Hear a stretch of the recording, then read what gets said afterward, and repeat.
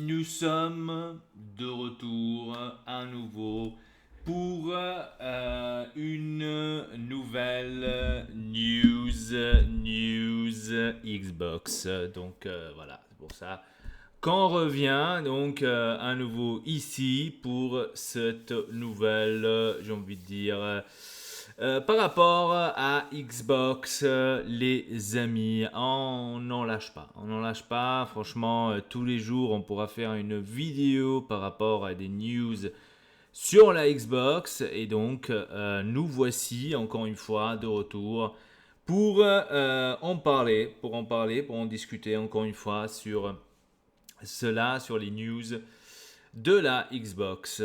Alors, commençons par le premier sujet qui est au rendez-vous, bien évidemment, qui ne pouvait pas manquer. Je ne sais pas si vous le saviez, hein, en tous les cas, je vous donne un peu un petit aperçu, j'ai envie de dire. Hein. Xbox, à un moment donné, il y a 6 mois, je crois que c'est là, où il y a un peu de temps, il y a un peu de temps. Il n'y a pas seulement 6 mois, mais il y a un peu de temps de cela. Xbox avait tout simplement lancé ce programme, on va dire ça comme ça, que vous pourriez, euh, j'ai envie de dire, modifier votre manette. Donc vous pouvez faire votre manette comme vous la souhaitez. Et donc c'était un truc aussi assez sympa. Donc ça s'appelait Xbox Lab ou Design Lab, un truc du genre. Et donc cela était vraiment une chose qui était incroyable. Et moi, personnellement, je voulais faire une manette Ortex Elpa. Pourquoi pas? Pour le fun, pour le plaisir. Malheureusement, cela n'est plus possible de le faire. Et oui, il n'est plus possible de le faire parce que Xbox a décidé de finalement de nous quitter, j'ai envie de dire, de quitter cela et de laisser donc cela un peu de côté les amis, donc le lab de la Xbox n'est plus disponible absolument. Depuis 6 mois d'ailleurs, le site ne fonctionne plus et donc on ne peut plus modifier, faire notre propre manette, etc., etc. Aucune idée qu'est-ce qui se passe, je n'ai aucune info, j'ai envie de dire, par rapport à cela. En tous les cas, ça m'inquiète parce que à un moment donné, je me suis dit, wow, j'étais hyper hype de faire enfin une manette Ortex Elpa et qu'est-ce qui se passe? Bim, cela n'est plus possible. Je me suis dit, mais c'est quoi ce délire? C'est quoi ce délire? En tous les cas, pour l'instant, il est temporairement suspendu depuis plus de 6 mois déjà. Donc,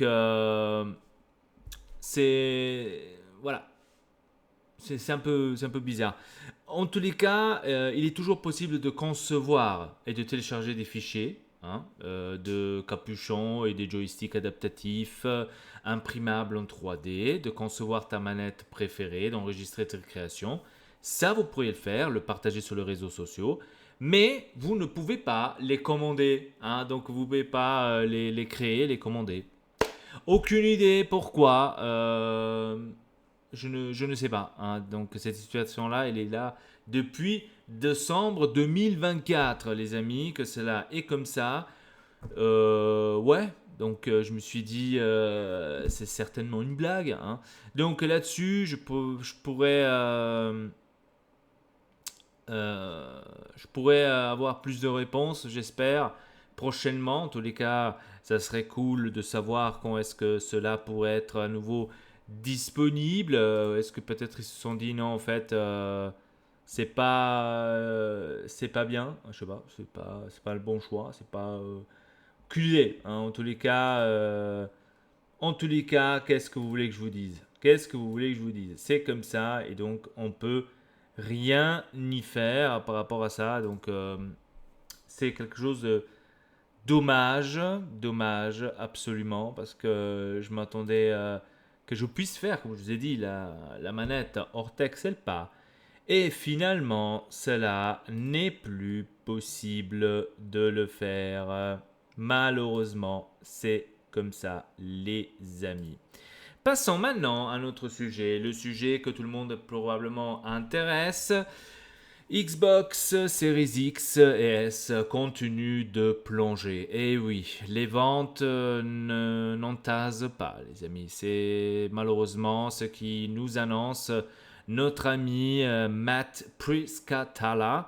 Donc, il vient de dévoiler les chiffres clés du mois de mai pour le marché du jeu vidéo aux États-Unis. Et moins que l'on puisse dire, c'est que les ventes justement de Xbox Series X et S ne sont pas glorieuses. Donc il indique au premier temps que les dépenses totales aux États-Unis pour le matériel, le contenu et les accessoires des jeux vidéo ont augmenté d'1% par rapport à l'année précédente, atteignant 4,1 milliards de dollars en mai 2025. Les dépenses liées au contenu vidéoludique ont de leur côté augmenté de 2% par rapport à l'année précédente pour atteindre 3,7 milliards de dollars. Selon l'analyste, bien sûr, cette croissance est portée par une hausse de 29% des dépenses liées aux abonnements par rapport à mai 2024, ce qui est assez énorme. Au niveau des performances des différentes consoles, par exemple, on va mettre tout de suite le concurrent numéro 1, la PS5 a augmenté de 3% sur un an, tandis que les ventes de Xbox Series X et S plongent de 30%. Et oui, et oui. Et il faut rappeler aussi que la Xbox a augmenté le 1er mai ses prix. Donc elle a été lancée à 500 $ et maintenant, aujourd'hui, elle coûte 600 $. Donc seulement pour vous dire. Après, on a Nintendo Switch que ses ventes, voit ses ventes s'effondrer, ce qui est un tout petit peu normal. Donc de 44%. Mais ça, c'est normal parce qu'il y a la Switch 2 qui est sortie. Donc, très normal que, on va dire, les ventes ont plongé aussi de leur côté absolument. En tous les cas, ça, c'est le sujet numéro 1 toujours, les ventes. Combien de ventes a fait Xbox sur... mais on sait que Xbox à la base ne vend jamais assez justement de consoles et ça, on le savait. Et donc, voilà. On peut non plus s'y attendre que cela va changer et très probablement ça va jamais changer, même pas avec la nouvelle console. Attention, même si là ils annoncent qu'il y aura le Steam qui sera aussi disponible sur la console Xbox. Je ne sais pas si cela va aider probablement à augmenter les ventes de la console. Moi, personnellement, je ne le pense pas. On verra maintenant vers quelle direction ils vont se diriger, parce qu'à mon avis, c'est en train de se diriger vers PC, c'est-à-dire que la Xbox devient de plus en plus un PC, et qu'on aura certainement à un moment donné une console Xbox, ça m'étonnerait pas, une console Xbox avec du Windows dessus, que vous pourriez vous installer justement ce qu'on fait sur un PC. Donc j'imagine pas autrement que d'avoir ça, parce que finalement c'est que comme ça, on va dire, entre guillemets, que tu peux t'en sortir de cette guerre de consoles. Je suis peut-être un peu hardcore là-dedans, mais c'est la seule façon de dire ok, maintenant, nous, on n'a plus rien à voir avec les consoles. Donc, c'est vraiment pour avoir l'excuse ultime pour lâcher, on va dire, le terrain à Sony avec sa PlayStation et à Nintendo, que d'ailleurs, les deux n'ont rien à voir l'un avec l'autre. Et de lâcher cette prise et de se concentrer uniquement sur le PC. Donc, ça, c'est probablement la prochaine étape, ce que je me dirais de la part de Microsoft pour la Xbox. J'imagine. Maintenant, je ne sais pas si ça va vraiment être comme ça. Et pour finir, les amis, parlons maintenant d'un jeu qu'au début, c'était une exclusivité Xbox. On en avait parlé la dernière fois, quand je vous avais dit, vous vous rappelez que Phil Spencer avait dit non, ne vous inquiétez pas, ça va être 3-4 titres qui vont arriver sur la PlayStation 5, rien d'important. Et après, au fur et à mesure, on a vu Gears of War, on a vu Hellblade, on a vu plein d'autres jeux, Forza, qui sont arrivés sur la PlayStation. Et là, maintenant, le prochain jeu qui se prépare à arriver sur la PlayStation, une autre exclusivité Xbox, c'est Stalker 2. Et oui les amis, Stalker 2 n'est plus l'exclusivité de Xbox. Donc il arrive bientôt sur la PS5. Donc c'était une exclusivité Xbox parce que le jeu il est disponible depuis novembre 2024 sur la Xbox et PC. Donc c'était les deux exclus. Et maintenant il s'apprête justement à arriver sur la PS5. Les possesseurs donc de PS5 n'auront pas à attendre très longtemps pour se plonger dans la zone dans la mesure où dans le dernier jeu du studio ukrainien arrivé sur la Xbox en novembre 2024, c'est prévu pour fin de cette année. Donc c'est prévu pour fin de cette année que ce jeu sera disponible sur la PlayStation. En tous les cas, est-ce que cela est une bonne chose ou pas? Personnellement, moi je trouve que c'est une bonne chose. Tout simplement parce qu'à mon avis, ça aide aussi aux développeurs qu'ils gagnent un peu plus. On a eu le discours la dernière fois justement du Game Pass, quand je vous ai dit est-ce que c'est vraiment rentable. Il y a eu cette, on va dire, euh, problème entre guillemets du Game Pass, que ça ne apporterait pas du tout ça ce que les développeurs devraient avoir. Et finalement, voilà, donc ils ont décidé aussi de faire la version PS5 qui tirera bien sûr pleinement le parti des fonctionnalités de la manette DualSense, notamment le retour haptique, les gâchettes adaptatifs pour une immersion plus poussée du joueur, d'autres améliorations techniques pour la PS5 Pro, bien évidemment, sont également en cours de développement. Ça aussi. Et voilà, donc qu'est-ce que vous voulez faire de plus pour les PlayStationiens, j'ai envie de dire. Ils sont en train de l'optimiser pour la console Sony. Et donc, visiblement, Xbox a été un excellent partenaire de GSC Game World en septembre 2024. Le responsable des relations publiques au sein de CSG Game World avait déclaré justement que Xbox avait aidé le studio dans les situations où il n'était pas censé le faire. Et c'est pour ça que je vous dis que probablement aussi c'est arrivé sur la PlayStation 5. C'est une autre aide en plus pour aider j'ai envie de dire, ces développeurs ukrainiens. Parce que je vous rappelle encore qu'en Ukraine, on a cette guerre et j'imagine que pour les développeurs, c'est pas facile. C'est pas facile, bien évidemment. En collaboration justement avec Xbox, un documentaire retraçant les divers événements par lesquels le studio est passé ces dernières années avait même été réalisé.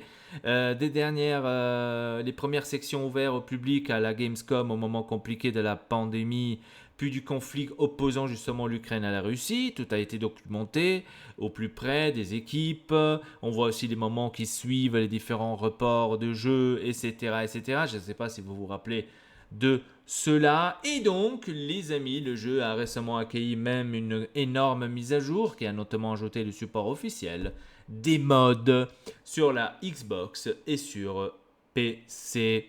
Donc, je vous rappelle aussi que le titre est intégré dès son lancement au Xbox Game Pass et PC Game Pass. Voilà, donc vous voyez où est-ce que je veux arriver? Pourquoi je vous dis ils sont en train d'aider les développeurs. Et oui les amis, parce que les développeurs ont maintenant besoin d'argent et j'imagine qu'avec cette vague de licenciement de la part de Xbox, ce n'est pas un hasard à mon avis, c'est plutôt le début de la fin, j'ai envie de dire ça un peu à plat, j'ai envie de dire ça comme ça. Attention, je ne dis pas que ça va plus exister Xbox, ça je pense pas, mais je pense que Xbox toute seule, on va dire, ou Xbox avec les exclusivités à elle, cela, je pense, sans en abuser, on peut l'oublier. On peut l'oublier parce que je pense que Microsoft, ou mieux dire Xbox à la globale, a besoin de PlayStation pour pouvoir lancer et vendre mieux ses jeux. Et ça, on le voit, c'est pas, on va dire, c'est pas, il faut pas être un génie pour le comprendre. Le prochain jeu, certainement, et ça, la plupart l'ont déjà annoncé, on va dire comme ça, ou préfèrent qu'ils l'annonceront très bientôt. Mais moi, je pense qu'ils n'ont pas tort. Le prochain jeu, ça va être certainement Starfield, qui va aussi arriver sur la PlayStation 5, qui pourrait aussi faire un bon rebondissement des ventes justement de ce jeu, qui est aussi disponible sur le Game Pass. À ce moment-là, quand tu sors, on va dire, les jeux tous les 2 ans après qu'ils sont sortis sur la console Xbox, on va dire qu'à la base, ça passe. Et je suis même content pour ça, parce que je trouve que tout le monde devrait jouer à tous les jeux de tous les consoles. Cette option, au mieux dire, cette truc de dire il faut avoir une exclusivité de la Xbox. Absolument uniquement sur la Xbox et PlayStation sur PlayStation, je trouve que cela est un peu, pour moi, un peu du passé. Certes, Sony se tient bien sûr à ses jeux, mais même pas autant, je dois vous dire, parce que God of War, il est sur PC. D'autres jeux justement de Sony comme The Last of Us sont aussi sur PC. Donc eux aussi commencent un petit peu à sortir sur d'autres plateformes que sur celle de Sony. Donc ils vont pas sortir sur la Xbox parce que ça sert à rien. Il a dit le président, le CEO de Sony, il avait dit ça sert à rien de sortir les choses sur la Xbox parce que voilà, les consoles ne se vendent pas et donc on n'a pas besoin on va dire, de s'emmerder à programmer des jeux pour le système Xbox. Et c'est là que Xbox contre-attaque, on va dire, dans le même sens, et fait une console PC comme ça. Avec console PC, ça veut dire Steam. Steam, ça veut dire tu peux jouer au God of War, par exemple. Ah, c'est quand même, on vient quand même toujours dans le même cercle, j'ai envie de dire, même cercle vicieux. Donc que les exclusivités PlayStation, tu pourras les jouer sur une Xbox, tout simplement. Même si dans ce cas-là, après, ce n'est pas exactement une Xbox, mais c'est un PC Xbox, j'ai envie de dire. Donc ça aussi, c'est aussi assez marrant. Bien sûr, on ne peut pas jouer les exclusivités Sony à partir du moment qu'ils sortent. Ça, c'est logique, Day One. Là, il faut avoir une PlayStation. Mais au moins, tu as la possibilité de jouer à cela aussi sur une Xbox, que c'est aussi une première. Donc, on l'a vu déjà avec la portable, justement, de SAS qui vont sortir avec le AMD, le ROG Ally.